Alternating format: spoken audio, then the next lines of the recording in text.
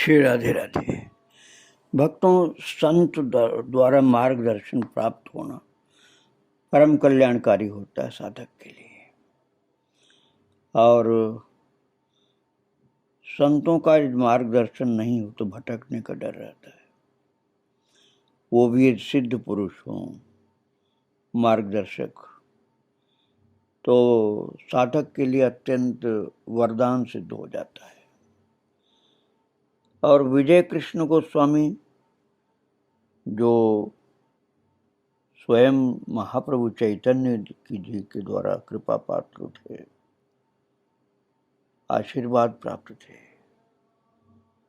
उन्हें के आशीर्वाद और शक्ति को ग्रहण किए हुए मां मणि, जो स्वयं एक सिद्धा माता थी, उनका आशीर्वाद था इन दो साधुओं के ऊपर जो भी विद्यार्थी जीवन में ही थे, आलोकानंद और अमलानंद।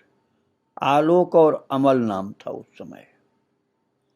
इनके ऊपर मां मणि की बहुत कृपा थी, इसलिए अध्ययन काल में ही मां मणि का आशीर्वाद प्राप्त करके ये भजन में लगे रहते थे। भले ही पढ़ाई कर रहे थे लेकिन भजन में लगे रहते थे। और रायपुर लौट करके उनका साधन भजन और तीव्रता से शुरू हुआ। फिर कई दिन के बाद सारा घटनाक्रम लिखते हुए उन्होंने मां मणि को पत्र भेजा। इसी बीच आश्रम में पहले अंग्रेजी में फिर बंगला भाषा में मां मणि की बातों का उल्लेख करते हुए दीक्षा के लिए दोनों भाइयों ने स्वामी असीमानंद जी को पत्र लिखा। और कई दिन बाद मां मणि से पत्र प्राप्त हुआ। मां मणि ने पत्र में लिखा था, बेटा आलोक, तुम्हारा पत्र बहुत दिन पहले ही मिला। शरीर भी ठीक नहीं था और कुछ कारणों से पत्रोत्तर देने में देरी हो गई। तुम्हारा पता ठीक से न जानने के कारण भी पत्र न दे सकी। तुम एमए में भर्ती हुए हो जानकर खुशी हुई। मन लगाकर पढ़ाई करो। इस समय विद्या अध्ययन ही तपस्या है। अभी लंबी उम्र पड़ी हुई है, साधन भजन करने का बहुत समय मिलेगा। नाम ब्रह्म का जप जरूर करते रहना। नाम ब्रह्म अर्थात भगवान नाम का जप करते रहना। जब गुरु जी से दीक्षा प्राप्त हो जाएगी तब प्रत्येक सांस का ख्याल रखकर नाम जप करना होगा। गायत्री मंत्र पाठ इत्यादि कार्यक्रम ठीक तो हो ही रहा है, चिंता मत करो। श्रीमान असीमानंद जी को पत्र लिखकर बहुत अच्छा किया। वे अभी रामचंद्रपुर में ही रहेंगे। पूजा के समय उनके घर में भी पूजा होती है। यदि संभव हो तो उस समय जाकर दीक्षा ले लेना। शायद अब तक तुम्हारा पत्र उन्हें मिल गया होगा। बीच बीच में पत्र देते रहना, मैं खुश रहूंगी। श्री गोसाई जी और श्री ठाकुरानी जी का आशीर्वाद लेना, अर्थात श्री विजय कृष्ण गोस्वामी और माता का। तो उनके चरणों में तुम लोगों की मंगल कामना करती हूँ। ये माता मणि ने पत्र लिखा था। और फिर लिखा कि तुम्हारा पत्र मिला, मैं बहुत खुश हुई। श्रीमान आलोक के पत्र से सब कुछ अवगत होना। पूजा की छुट्टी में रामचंद्रपुर आश्रम में जा करके दीक्षा ले लेना। यहाँ आओगे जानकर खुशी हुई। श्री गोसाई जी तुम्हारे मन की मुरादें पूरी करें। श्रीमान असीमानंद जी अभी रामचंद्रपुर में ही उपस्थित हैं, क्योंकि उनके घर में भी पूजा होती है। पत्र दे करके रहने की व्यवस्था कर लेना। कब हम लोगों का साक्षात्कार होगा, लिखकर बताने से खुशी एवं निश्चिंत रहूंगी। शारीरिक अवस्था ठीक नहीं है। और इसके बाद फिर असीमानंद जी महाराज का पत्र आ गया। तो दोनों भाई आलोकानंद जी, अमलानंद जी बहुत खुश हुए और दोनों के परिचय प्राप्त करके उन्होंने बताया कि उन लोगों के पिताजी के साथ पहले से उनका परिचय है। उन्होंने अपनी दीक्षा प्राप्ति से लेकर गुरुजी की अलौकिक घटनाओं का वर्णन किया। दीक्षा लेने से पहले माता पिता की अनुमति बहुत ही आवश्यक है। उनको माता की अनुमति तो मिल गई, लेकिन पिताजी के रायपुर में न रहने के कारण अनुमति नहीं मिल पाई थी। रविंद्र पाठक ने कहा कि तुम लोग पहले अनुमति लेकर आओ। पूजा के समय में जब आश्रम आऊंगा तुम लोगों को भी साथ लेकर जाऊंगा। पूजा की छुट्टी शुरू होने से अभी कुछ दिन बाकी थे, तो आलोकदा अकेले ही पिताजी से भेंट करने चले गए। उनके पिता भी स्वामी प्रेमानंद जी महाराज के शिष्य थे और वैष्णवी तिलक लगाकर माला से जप करते थे। तो पिताजी ने कहा कि गोसाई जी के बारे में जानते हैं, वे वैष्णव महापुरुष तिलक लगाते थे, किंतु गुरु जी की फोटो को देखकर लगता था कि वे एक योगी हैं। उनके माथे पर न तिलक था और न गले में माला। उन्होंने कहा धैर्य धारण करो। उन्होंने कहा मैं तुम लोगों को वृंदावन में एक वैष्णव साधु के पास ले जाऊंगा जो उनके एक वकील मित्र के गुरु थे। पिताजी की इस बात को सुनकर के दादा निराश हुए। दादा ने कहा कि हम लोग दूसरे साधु से दीक्षा नहीं लेंगे, आप हम लोगों के साथ उनके पास चलिए, उनसे मिलिए और देखिए वे योगी हैं या वैष्णव हैं। तो पिताजी ने सुनकर कहा कि इस मामले में तुम लोग अनाड़ी हो। योगी अपनी साधना के द्वारा दूसरों को वश में कर लेते हैं। तुम्हारी माँ ने भी योगी के पास दीक्षा लेकर भूल की थी। एक काम करो, मन से गोसाई जी के पास प्रार्थना करो, अर्थात विजय कृष्ण गोस्वामी जी से प्रार्थना करो। वेद दर्शन देकर तुम्हें अनुमति दें तो जाकर दीक्षा ले लो। आलोकदा को लगा कि ये काम संभव नहीं, अतः उन्होंने पिताजी से कहा कि आप ही अपने गुरुदेव से पूछिए कि हमें क्या करना। तो श्री असीमानंद जी से दीक्षा लेना है या उनसे नहीं लेना है। फिर भक्तों बहुत कोशिश के बाद आलोकदा अनुमति प्राप्त करके रायपुर लौट आए। दोनों दादा ने मन ही मन तय कर लिया कि दीक्षा प्राप्त करने के बाद वे घर नहीं लौटेंगे, बल्कि उन्हीं के पास रहेंगे। तो जिस तरह कुलदानंद ब्रह्मचारी जी ने सदैव गोस्वामी जी के साथ रहने का सौभाग्य प्राप्त किया था, वैसे उनको यदि गुरु के संग रहने का सौभाग्य प्राप्त हो जाए तो बहुत अच्छा रहेगा। और इसके बाद फिर विजय कृष्ण गोस्वामी के कृपा पात्र श्री असीमानंद जी के द्वारा दीक्षा प्राप्त हुई और अमलानंद और आलोकानंद दोनों निरंतर नाम जप करते रहते थे और उसका फल उनको मिला। दोनों की चित्तवृत्ति एकाग्र हो गई। दोनों को गुरु का आशीर्वाद प्राप्त था और निरंतर साधन भजन में लगे रहे। और कुछ दिन भ्रमण भी किया। फिर माँ मणि के पास एक दिन गीता पाठ किया और वहाँ से गोसाई जी के समाधि मंदिर गए। उस समय मंदिर में कीर्तन हो रहा था। कीर्तन सुनते सुनते 3 घंटे तक समाधि में रहे। इसके बाद भोग निवेदन किया गया, सभी लोग बाहर आ गए, किंतु गुरु जी वहीं पर समाधि में लीन रहे और भोग निकलने के आधे घंटे के बाद गुरु जी का ध्यान भंग हुआ। उस दिन मंदिर में और गुरुदेव असीमानंद जी के पास ये दोनों भाई एक दिन बैठे थे, तो उनके गुरु भाई वासुदेव आए और गुरुदेव से बोले, बाबा मेरे माँ और पिताजी दोनों का देहांत हो गया है। मेरे बड़े भाई हैं जो गृहस्थ हैं। मेरी इच्छा है कि किसी निर्जन स्थान पर जाकर भजन साधना करूं। घर के लोग मेरे विवाह के लिए प्रयासरत हैं और मेरे लिए विवाह करना क्या उचित होगा? गुरुदेव ने उत्तर दिया, विवाह करके मरना है क्या? तुम विरक्त हो, अभी तो ठीक हो, कोई दायित्व तो नहीं। घर छोड़कर पहाड़ पर तपस्या करने से अनेक अनुभूतियां होंगी। जाओ, किसी निर्जन स्थान पर जाकर साधना करो। वासुदेव गुरु जी से मन वांछित आशीर्वाद पाकर बहुत आनंदित हुए। बाद में गुरुदेव ने उन्हें संन्यास भी प्रदान किया और उनका नाम वासुदेवानंद सरस्वती रखा गया। वासुदेव के जाने के बाद दोनों साधु बाबा ने गुरुदेव से कहा कि हमें भी इसी प्रकार निर्जन स्थान पर साधना करने की प्रबल इच्छा है। क्या हम लोगों को आप ऐसी कृपा करके भेजेंगे? तो उन्होंने कहा कि ठीक है, साधना करनी चाहिए निर्जन स्थान पर। तो इसलिए इन लोगों ने कुछ दिन एकांत में साधना की।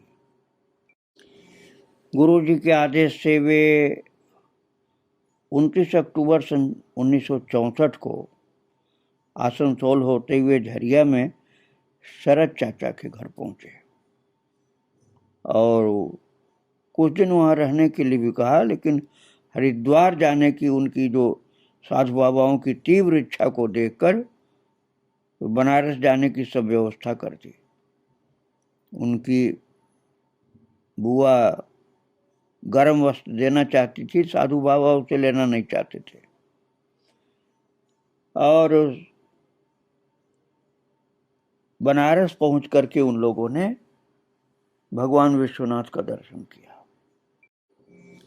उसके बाद स्वामी अमलानंद जी ने गुरुदेव से बातचीत के बाद श्री वृंदावन धाम आने की, अर्थात वहाँ से वृंदावन के लिए प्रस्थान करने की आज्ञा ली। और गुरुजी ने कहा, तुम पहले अपने पिताजी से कोलकाता में जाकर मिलो, फिर रायपुर जाकर के माताजी से भेंट करने के उपरांत वृंदावन चले जाना। अब तुम्हारे पिताजी तुम लोगों को नहीं रोकेंगे। माँ मणि के साथ भी मिलने की अनुमति मिल गई और दोनों साधु भाई पिताजी से मिले और उसके बाद वृंदावन के लिए प्रस्थान किया। और महाराज असीमानंद जी महाराज जहाँ कहने के लिए रहने के लिए कहेंगे, उनके आदेश के अनुसार रहना, ऐसा उनके पिताजी ने कहा था। तो माता पिता की सेवा करना संतान का कर्तव्य भी होता है, इसलिए उनकी सेवा करके फिर वृंदावन के लिए प्रस्थान कर दिया। और माँ मणि से तो मिले ही थे पुरी में। तो रायपुर से दोनों साधु बाबा वृंदावन धाम आ गए। पहले वो लोग धीर समीर कुंज में ठहरे। उस समय श्री जमुना माई के शिष्य स्वामी परमानंद जी रहते थे। वृंदावन के प्रमुख मंदिरों में दर्शन करने के पश्चात उन्होंने राधा कुंड और गिरिराज गोवर्धन के दर्शन भी किए। उस समय गिरिराज गोवर्धन के पास एक गुफा में एक वैष्णव महात्मा रहते थे। वे किसी से भी मिलते नहीं थे और केवल साधन भजन में मग्न रहते थे। साधु बाबा की बड़ी इच्छा थी कि उनसे मिलने की, तो वे अचानक गुफा से निकलकर साधु बाबा लोगों को तुलसी और मिश्री का प्रसाद देकर फिर चले गए। आश्रम के संतों ने बताया कि इनका दर्शन सहज नहीं है, आप लोग भाग्यशाली हैं, इसी कारण इन्होंने आप लोगों को दर्शन दिया है। तो ऋषिकेश में रहते समय मन में जो तीव्र भाव आया था, वैसी अवस्था अब नहीं थी। और वृंदावन में उस समय साधुओं के लिए भिक्षा वो मधुकरी सहज नहीं थी। और कुछ दिन अन्य क्षेत्र में मधुकरी करने पर मालूम हुआ कि अधिकांश भजन साधना में रत साधु ब्रज के गांव में रहते हैं, और जो साधु यहाँ रहते हैं बीच बीच में गांव में जाकर भिक्षान ले आते हैं और फिर उसके बाद भगवान को भोग लगा करके ग्रहण करते हैं। एक दिन तो श्री वृंदावन धाम में हनुमान जी के मंदिर में रात बिताई। शाम को पुजारी जी आरती करने आए तो उन्होंने प्रसाद खिलाया। दूसरे दिन उन लोगों का धीर समीर कुंज में निमंत्रण था। वहां दोपहर को प्रसाद पाकर केशी घाट के निकट एक निर्जन स्थान देख करके रात बिताई। साधु बाबा ने उस समय अपने साथ घटित एक घटना बताई थी कि एक बार केशी घाट के निकट एक निर्जन स्थान में वे थे। पुलिस ने उनको रहने के लिए मना किया वहां, क्योंकि वह जगह ठीक नहीं थी, लेकिन दोनों भाइयों को भगवान पर भरोसा था, इसलिए वहीं रुक गए वो। और ऐसी जगह चुनी थी जहां पर कोई उन्हें देख न पाए। वहां कोई कैसे आता, फिर भी भोजन की व्यवस्था हुई। दूसरे दिन वहीं बैठकर 12 बजे तक साधन भजन करते रहे। ठीक 12 बजे एक मौनी साधु ने उन्हें देखकर इशारे से उनसे पूछा कि प्रसाद पाया या नहीं। तो साधु बाबा ने आकाश की ओर इशारा करके दिखाया। मौनी बाबा उन्हें वहीं रहने के लिए कहकर चले गए। थोड़ी देर बाद एक पंडा एक थाली में पराठा, सब्जी, अचार, हलवा आदि ले करके आया और उन्हें प्रणाम करके बोला, मौनी बाबा ने मुझे जो कुछ भी निर्देश किया मैंने सिर्फ वही किया, अर्थात उनकी आज्ञा से ले आया हूँ। फिर पूछा इन संतों ने कि मौनी बाबा कौन है? तो पंडा ने कहा यही हैं, ये सिद्ध पुरुष हैं। फिर साधु बाबा ने पूछा क्या ये जज बाबा हैं? जब साधु बाबा को पता चला कि यही जज बाबा मौनी बाबा हैं तो उन्हें बड़ा अफसोस हुआ कि जिन्हें वे इतने दिनों से ढूंढ रहे थे उन्हें पहचान न सके और न प्रणाम कर पाए। उनके दर्शन पाकर साधु बाबा अपने को भाग्यवान समझे। पंडा के मना करने पर भी साधु बाबा ने थाली धो करके रख दी। घाट के ऊपर हनुमान मंदिर के पुजारी जी को जब पता लगा कि साधु बाबा को रात का भोजन नहीं मिला, वो तुरंत ही एक रोटी, थोड़ा नमक मिर्च ला करके दिए। 4-5 तरह के आटा मिलाकर रोटी बनती है, ब्रज में से टिक्कड़ कहा जाता है। रात के समय यमुना जी के किनारे जब वो टिक्कड़ खा रहे थे, उन्होंने अचानक मौनी साधु बाबा को देखा।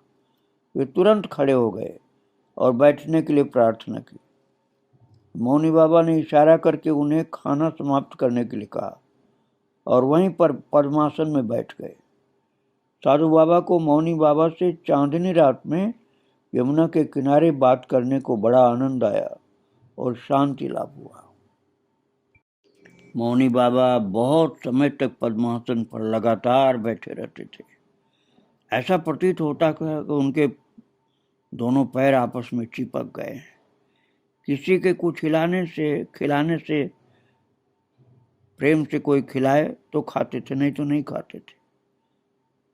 और उनको मलमूत्र भी नहीं के बराबर होता था।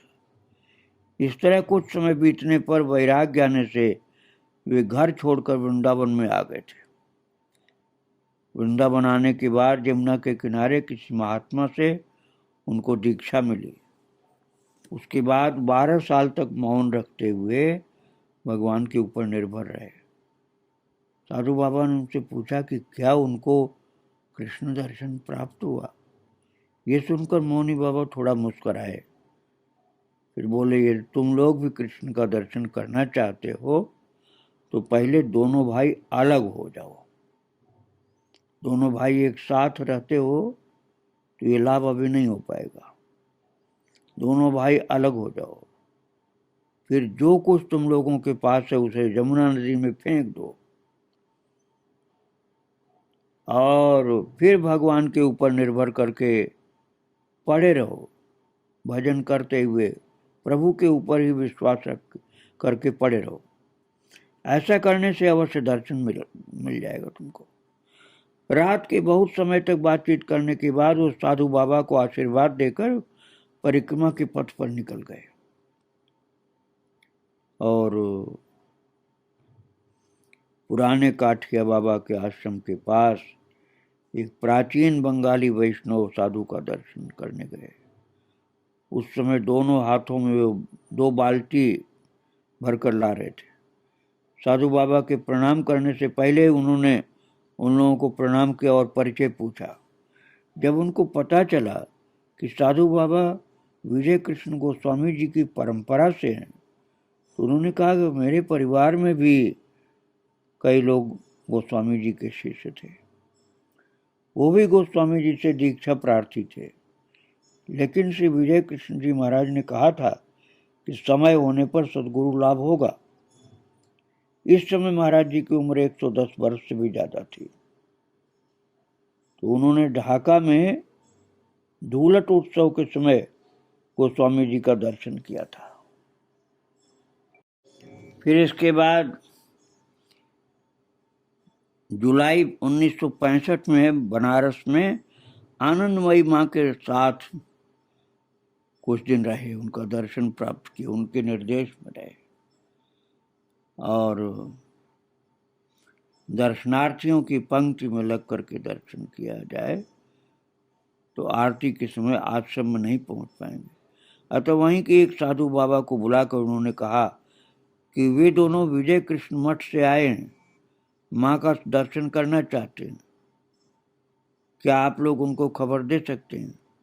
उन्होंने साधु बाबा को प्रतीक्षा करने के लिए कहकर माँ से अनुमति लेकर साधु बाबा को साथ लेकर आनंदमयी माता के घर ले गए, आश्रम उनके,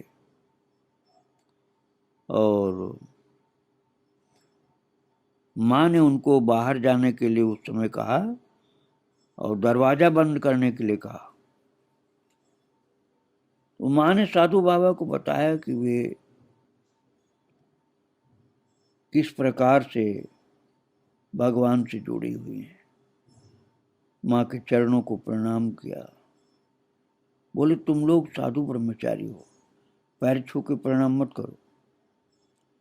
साधु बाबा ने आनंदमयी माँ को माँ कहकर संबोधित करते हुए कहा कि आपको मैं माँ बोलता हूँ तो प्रणाम कैसे न करूं?